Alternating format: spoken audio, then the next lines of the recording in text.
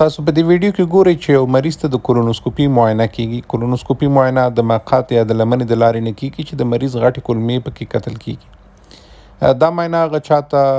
توصیه کیږي چې څوک د ډکو امتیازو سره وینه لري، دوامداره قبضیت یا اسهالات لري، د خېټې دردونه لري او یا فامیلي د سرطان تاریخچه لري، او یا څوک داسې احساس کوي چې تشناب تګ نه وروسته یې کولمې نه خالي کیږي، یا د سکرینینګ لپاره چې د چا عمر 500 کالو ته رسیږي د سرطان د مخنیوي لپاره، د وزن کمیدو لپاره بغیر د کوم علت نه او